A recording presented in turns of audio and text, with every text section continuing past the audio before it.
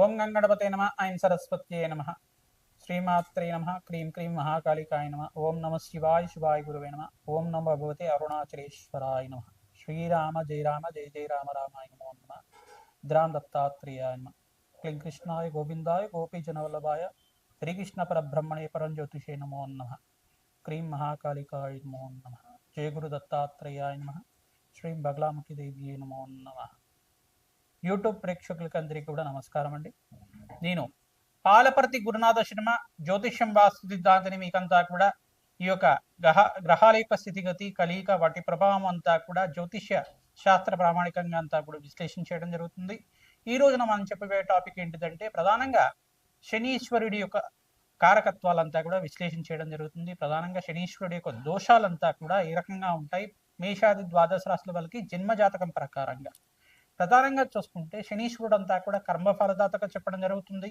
శనీశ్వరుడు అంతా కూడా ఏల్నాటి శని ప్రభావాన్ని ఇవ్వడం అనేది జరుగుతూ ఉంటుంది. ప్రధానంగా చూసుకుంటే ప్రతి ఒక్క జాతకుడికి అంతా కూడా జాతకరీత్యా కానీ గోచారరీత్యా శని సంచారం మేరకి ఏలినాటి శని ప్రభావం అనేది ఉంటుంది. అంటే ప్రధానంగా చూసుకుంటే ఏ స్థానంలో శని సంచారం అయినప్పుడు గోచారరీత్యా ఏ స్థానం అంటే తమ రాశి నుంచి వెనకాల రాశి దాన్ని లెక్కగా చేసుకోవాల్సి ఉంటుంది. మీ రాశి నుంచి ఉన్న వెనకాల రాశిని అంతా కూడా వ్యయస్థానం అంటారు. జన్మస్థానం అంటా మళ్ళీ మీ రాశి ఉన్న స్థానంలో జన్మస్థానం అని చెప్పేసి అంటారు. మరి ధనస్థానం అని చెప్పేసి అంటే కుటుంబ స్థానము, ధనస్థానం అని చెప్పేసి అంటే కనుక మీ రాశి కన్నా ముందు స్థానం అంతా కూడా ద్వితీయ స్థానము, ధనస్థానం అని చెప్పేసి అంటారు. ఈ మూడు స్థానాల్లో కనుక గోచారరీత్యా శనీశ్వర సంచారం అంతా కూడా జరిగినప్పుడు మీకంతా కూడా ఏలినాటి శని ప్రభావం అనేది జరగడం జరుగుతుంది. తద్వారా మీకంతా కూడా గోచారిత్య ఫలితాలంతా కూడా చెప్పడం జరుగుతుంది. ప్రధానంగా ఈ ఫలితాలంతా కూడా చూసుకుంటే జన్మజాతకం ప్రకారంగా ఉంటాయి కావున మీరు విశ్లేషణ చేసుకొని జాతకరీత్యా ఈ యొక్క జ్యోతిష్ సిద్ధాంతాలతో మీరంతా కూడా పరిహారం అంతా కూడా ఆచరించడం వల్ల శుభ ఫలితాలు పొందడానికి ఆస్కారం ఉంది. ప్రధానంగా గోచారరీత్యా శనీశ్వర సంచారం మేరకి ఇంతకుముందు చెప్పిన విధానంగా అంతా కూడా మీకు గ్రహాల యొక్క గోచారరీత్యా శనీశ్వరుడి యొక్క గోచార సంచారం మేరకు మాత్రమే ఏలినాటి శని ప్రభావం అనేది 7.5 సంవత్సరం వరకు ఉంటుందన్నమాట. ప్రతి ఒక్క జాతకుడికి అంతా కూడా 2 సార్లు కానీ కొన్ని మంది జాతకులకి కనుక ఈ యొక్క వాళ్ళ ఆయుష్ ప్రమాణం బట్టి 3 సార్లు కూడా రావడం జరుగుతుంది. ప్రధానంగా చూసుకుంటే జాతకమే ప్రధానమైన జాతకంగా ఉంటుంది. జన్మ జాతకం పుట్టిన సమయాన్ని బట్టి, పుట్టిన లగ్నాన్ని బట్టి జాతకం అనేది ఆధారపడి ఉంటుంది. గోచారరీత్యా అంతా కూడా శనీశ్వర సంచారం అంతా కూడా చూసుకుంటే ప్రస్తుతానికంతా కూడా ఈ యొక్క మీనరాశిలో శనీశ్వర సంచారం అంతా కూడా జరుగుతుంది. ప్రధానంగా ఏలినాటి శని ప్రభావం అంతా కూడా చూసుకుంటే ఈ యొక్క మేషాది ద్వాదశ రాశుల వాళ్ళకి ప్రధానంగా మేషరాశి జాతకులకి ఏలినాటి శని ప్రభావం అనేది ఉన్నది. అంటే ప్రథమ దశలో ఉగాది నుంచి ప్రారంభమైంది. ఈ యొక్క ప్రథమ దశలో ఇప్పుడే ప్రారంభమైంది కాబట్టి వాళ్ళకి ఏలినాటి శని ప్రభావం 7.5 సంవత్సరాల వరకు ఉంటుంది. మళ్ళీ ఇక్కడ చూసుకుంటే శనీశ్వరుడు అంతా కూడా మీనరాశి వాళ్ళకంతా కూడా 2వ స్థానంలో ప్రధానంగా చూసుకుంటే వాళ్ళకి మేషరాశిలో అంటే మేషరాశి నుంచి వాళ్ళకంతా కూడా చూసుకుంటే వ్యయస్థానం అవుతుంది. శనీశ్వరుడు అంతా కూడా మీనరాశి. ఈ యొక్క ప్రథమ దశలో అంతా కూడా మేషరాశి వాళ్ళు ఉంటారు. మీనరాశి వాళ్ళు చూసుకుంటే జన్మస్థ శని దోషం అని చెప్పేసి అంటారు. దీన్నంతా కూడా 2వ దశలో మీనరాశి వాళ్ళు ఉంటారు. తద్వారా మీకంతా కూడా చూసుకుంటే ఏలినాటి శని ప్రభావం అంతా కూడా కొంచెం ప్రబలంగా ఉండడానికి ఆస్కారం ఉంటుంది.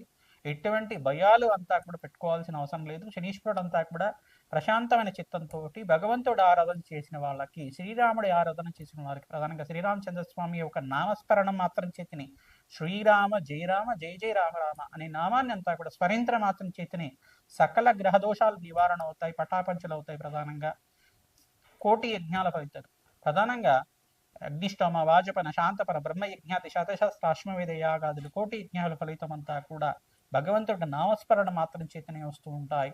మీరు ప్రధానంగా చూసుకుంటే మనోవాంఛలంతా కూడా తీరాలి. ప్రధానంగా ధార్మికమైన జీవితం జీవిస్తూ ప్రతినిత్యం కూడా భగవంతుడు ఆరాధన చేస్తే శనీశ్వర దోషం అంతా కూడా ఎటువంటి ప్రభావం లేకుండా ఉంటుంది.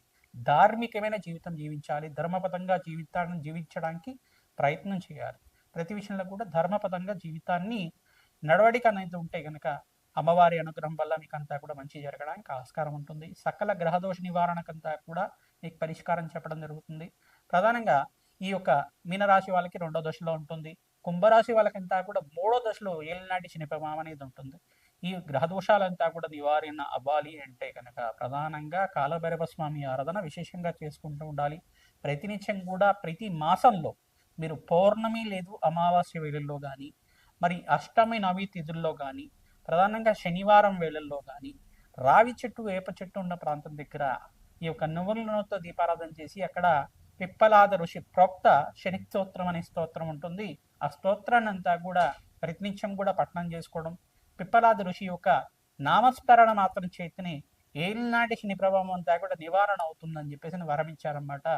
ఈ యొక్క తద్వారా పిప్పలాద ఋషి యొక్క చరిత్రనంతా కూడా పారాయణం చేసుకోవడం, వెంకటేశ్వర స్వామి వారి ఆరాధనతో మీరు పిండి దీపారాధన అంతా కూడా ఆచారం మేరకు మీకు అదంతా కూడా ఇంట్లో పిండి దీపారాధనంతో చేసి వెంకటేశ్వర స్వామి వారి యొక్క నామస్మరణ చేసుకోవడం, గోవింద నామాలు కానీ అష్టోత్తర నామాలు కానీ తులసిమాల సమర్పించి అంతా కూడా తులసితోటి అష్టోత్తర నామాలు అంతా కూడా ఆచరించడం వల్ల ఏలినాటి శని ప్రభావం పోతుంది. తద్వారా మీకు అంతా కూడా ఆనందమైన జీవితం జీవించడానికి అష్టైశ్వర్య ప్రాప్తి కలగడానికి ఆస్కారం ఉంటుంది. కర్మఫలదాత శని అంతా కూడా ప్రధానంగా చూసుకుంటే శనిశ్చరాయ నమః, నిదానంగా నరిచేవారు అని చెప్పేసి, మందగమనుడు అని చెప్పేసి చెప్తారు.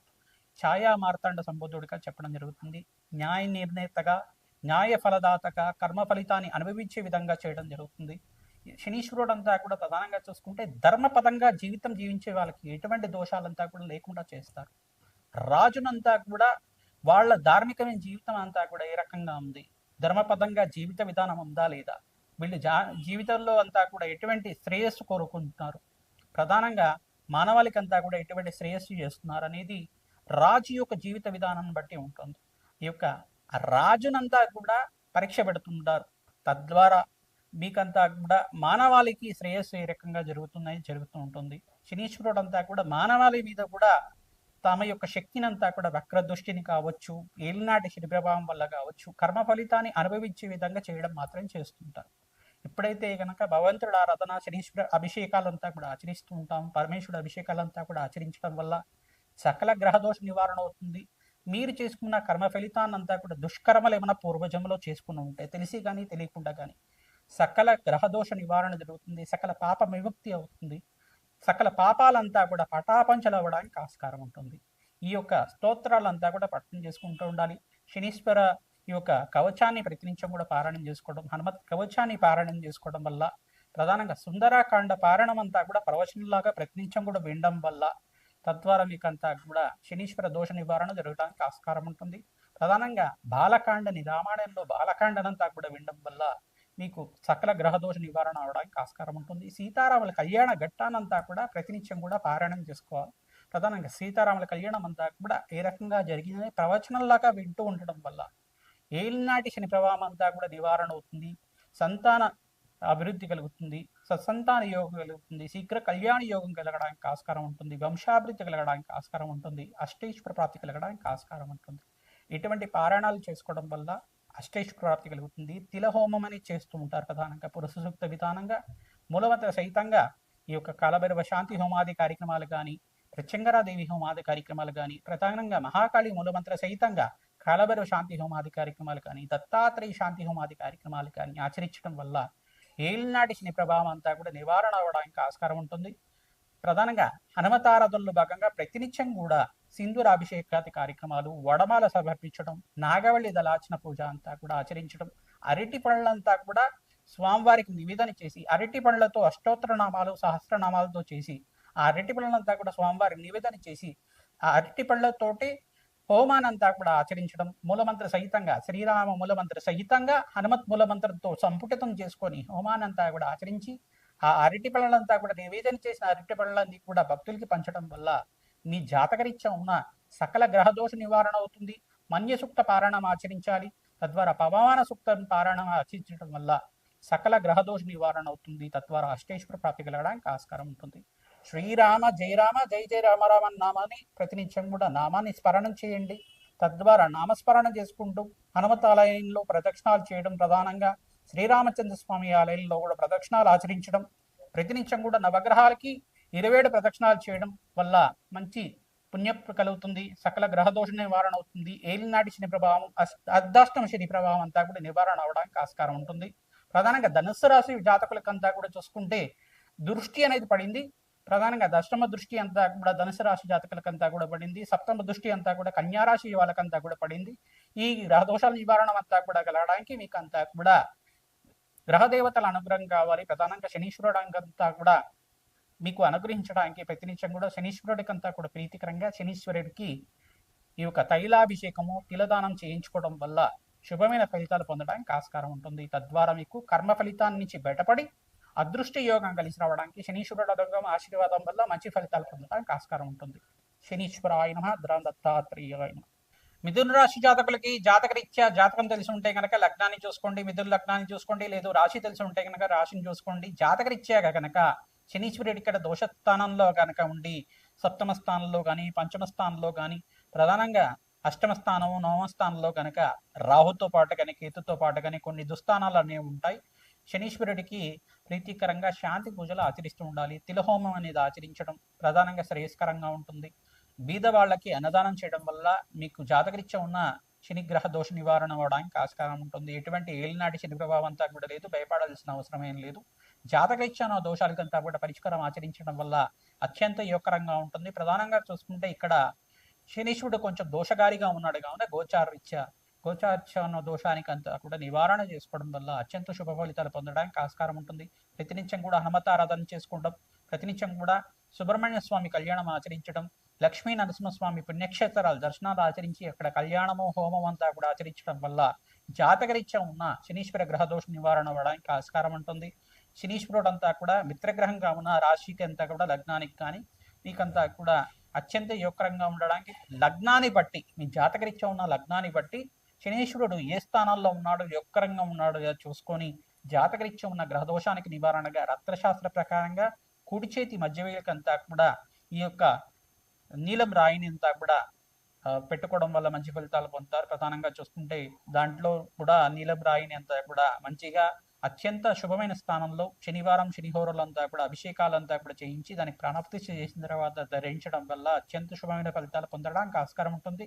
లగ్నాన్ని బట్టే ఈ యొక్క రత్నధారణ చేయాల్సి ఉంటుంది. తద్వారా మంచి ఫలితాలు పొందడానికి ఆస్కారం ఉంటుంది. ప్రతినిత్యం కూడా ఈ యొక్క వెంకటేశ్వర స్వామి వారికి అంతా కూడా తులసిమాల సమర్పించి ఈ యొక్క వెంకటేశ్వర స్వామి వారి యొక్క నామస్మరణ చేసుకోవడం, గోవింద నామాలు అంతా కూడా స్మరించుకోవడం వల్ల ఏలినాటి శని ప్రభావం అంతా కూడా పోవడానికి ఆస్కారం ఉంటుంది. గ్రహదోష నివారణ అవడానికి ఆస్కారం ఉంటుంది. ప్రతినిత్యం కూడా ఇటువంటి దోషాలంతా కూడా ప్రబలంగా అంతా కూడా లేదు కాబట్టి ప్రతినిత్యం కూడా శనీశ్వర గ్రహ ప్రీతికరంగా తైలాభిషేకం చేసుకోవడం, ప్రధానంగా కాలభైరవ శాంతి హోమాది కార్యక్రమాలు ఆచరించుకోవడం, దధ్యాన్య పరితమానాసాయనం అమ్మవారి దేవాలయంలో ఈ యొక్క దద్దోజనం అంతా కూడా నివేదన చేసి భక్తులకు పంచడం వల్ల జాతకరీత్యా ఉన్న శనీశ్వర గ్రహదోష నివారణ అవుతుంది.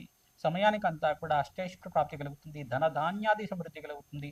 ధనలక్ష్మి కటాక్షం వల్ల అష్టైశ్వర ప్రాప్తి కలుగుతుంది. మహాలక్ష్మి అనుగ్రహం వల్ల మహాలక్ష్మి స్థిర నివాసంగా ఉండడానికి అవకాశం ఉంటుంది. శ్రీమాత్రే నమః. దత్తాత్రేయ.